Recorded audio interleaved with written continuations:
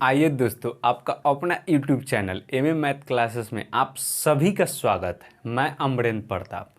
तो एग्ज़ाम में election based यानी चुनाव आयुक्त क्वेश्चन पूछे जाते हैं। तो मेरे प्यारे दोस्त, जो वोटिंग लिस्ट बन के आता है वो चुनाव आयुक्त जारी करता है। तो मान के चलिए कि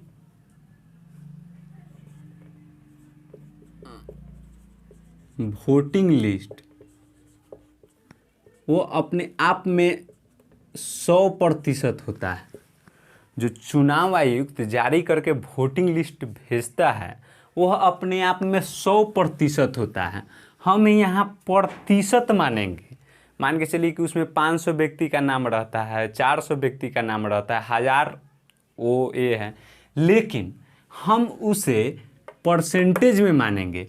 परसेंटेज में इसलिए मानेंगे कि परसेंटेज में मानने से मेरा क्वेश्चन जो होता है इजीली सोल्व हो जाता है। तो मान के चलिए कि हमने मान लिया कि वोटिंग लिस्ट अपने आप में 100% है, जिसमें से 20% लोग ने वोट नहीं दिया। 20% लोग वोट नहीं दिया, वोट नहीं दिया, नहीं दिया। तो जब 100% है उसमें से 20% लोग ने वोट नहीं दिया, तो मेरे प्यारे दोस्त दिया कितना? 80% लोग। और ये क्यों 20% लोग वोट नहीं दिया? तो जैसे मान के चलिए कि जब चुनाव होता है तो बहुत सारे लोग बाहर रहते हैं, बहुत सारे लोग इधर उधर, मतलब बहुत सारा ये है। तो 20% लोग ने वोट नहीं दिया, तो दिया कितना? 80%।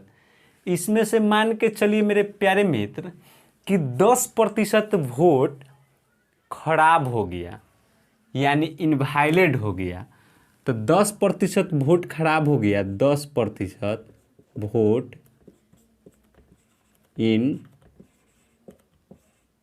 इनवैलिड हो गया।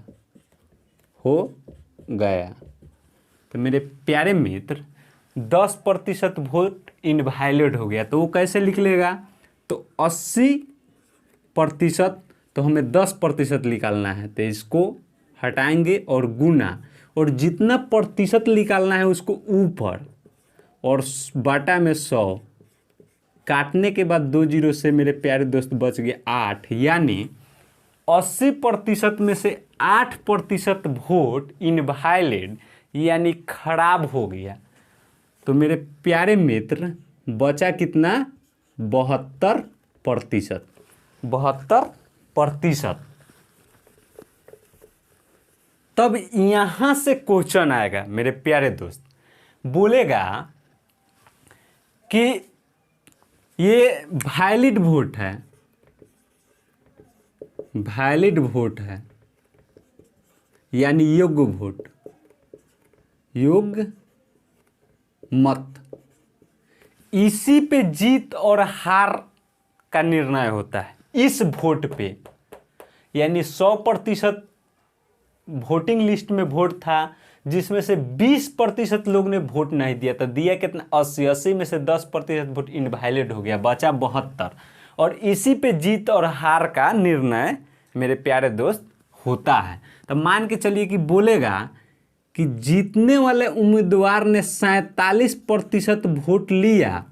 जीतने वाला क्वेश्चन होगा कि जीतने वाला उम्मीदवार ने 47% वोट लिया और 6600 वोट से जीत गया।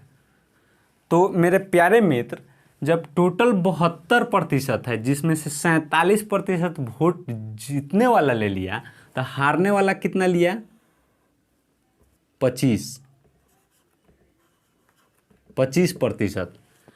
तो यह 6600 वोट से जीता इसके अपेक्षा, या 22% वोट से जीता। यह 22% कैसे निकला? तो दोनों को अगर 25-25 कर दिया जाए तो बराबर हो जाएगा मेरे प्यारे मित्र। तो ये इसका दोनों डिफरेंस कितना है? 22।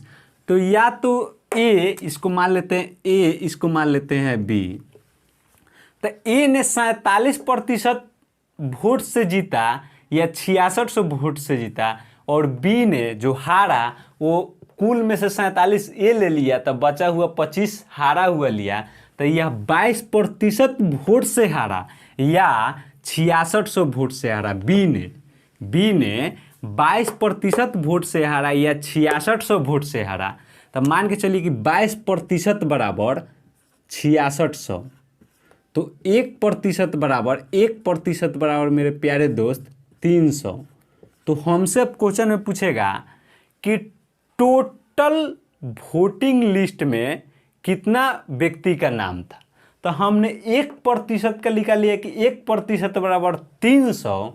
तो टोटल वोटिंग लिस्ट में 100% था, तो टोटल वोटिंग लिस्ट में व्यक्ति का नाम था 100 गुना 300, यानी मेरे प्यारे मित्र यह हो गया 30,000। 30,000 वोटिंग लिस्ट में टोटल वोट था। अब हमसे कहेगा मेरे प्यारे दोस्त कि कितने लोग ने वोट नहीं दिया, तो हम जानेंगे कि 1% बराबर 300, तो 20% लोग ने वोट नहीं दिया। तो 20 गुना में 300, यानी मेरे प्यारे मित्र 6,000 लोग ने वोट नहीं दिया।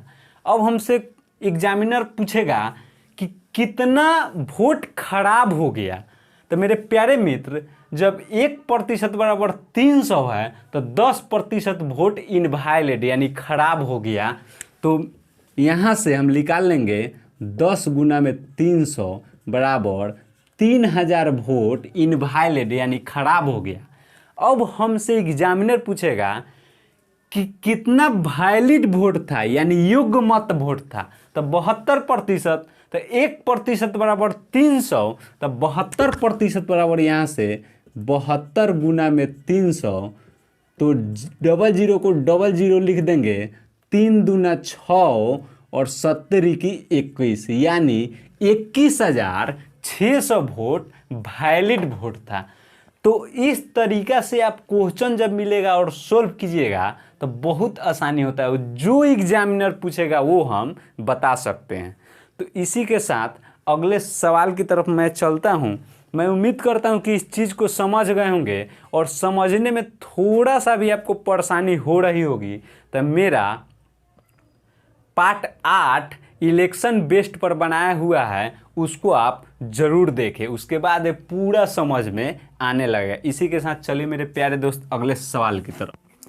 तो आइए दोस्त, 1 नंबर सवाल कह रहा है कि 2 उम्मीदवार ने एक चुनाव लड़ा।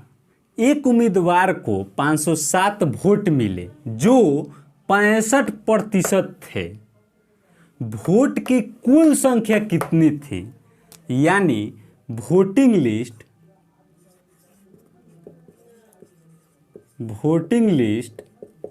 100% अपने आप में होता है और इसी का मान निकालना है मेरे प्यारे साथी। फिर से सवाल को पढ़ते हैं हम। 2 उम्मीदवार ने एक चुनाव लड़ा। एक उम्मीदवार को 507 वोट मिले जो 65% थे। तो यानी मेरे प्यारे साथी 65% बराबर 507 वोट हुए एक क्वेश्चन से। तो वोट की कुल संख्या कितनी थी यानी 100% का मान हमसे पूछ रहा है। तो यहाँ से मेरे प्यारे साथी हम निकालेंगे 1% बराबर 507 और बाटा में 65। तो मेरे प्यारे साथी यहाँ से हम निकालेंगे 100% बराबर तो 507 बाटा में 65 और गुना में 100, और इसी को कट्टम कुट्टम करेंगे और मेरा आंसर आ जाएगा। तो देखिए मेरे प्यारे साथी, यह 5 के पहड़ा में 13 मरते में कटेगा और यह 20 मरते में कटेगा। यह 13 से यह 33 या 39 बच गया मेरे प्यारे दोस्त, यहाँ 11 तो हो गया मेरे प्यारे साथी 117। 13 नवा 117 होता है। तो 39 और गुना में 20 बच गया तो 0 को 0 लिख देंगे, 9 दूना 18 के 8, हाथ में 1, 3 दूना 6, 1 7।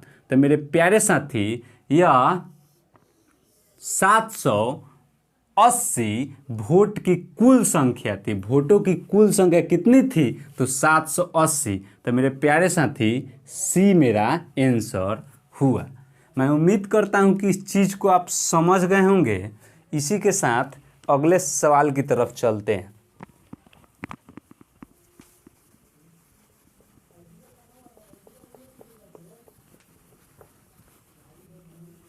दो नंबर सवाल कह रहा है कि दो प्रत्याशी के बीच हुए एक चुनाव में कुल डाले गए मत के 60% मत प्राप्त करके एक प्रत्याशी 1400 मतों से विजय हुआ।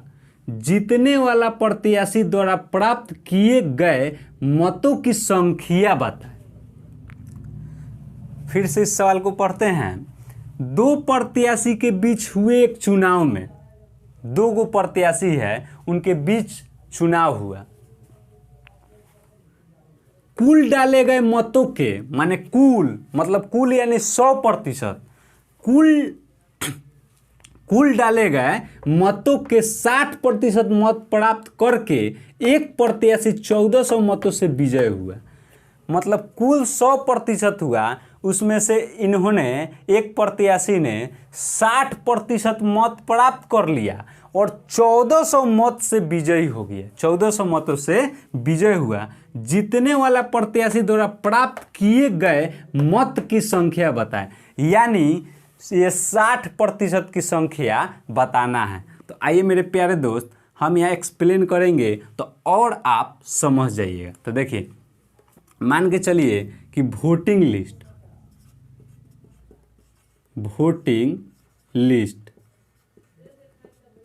अपने आप में 100% होता है, ठीक। और दो प्रत्याशी है, तो मान के चलिए कि ए और बी दो प्रत्याशी है। दो प्रत्याशी के बीच हुए एक चुनाव में कुल डाले गए मत के 60%, कुल 100% है, उसमें से 60% ए ने प्राप्त किया और 1400 मत से जीत गया, और 1400 मत से जीत गया।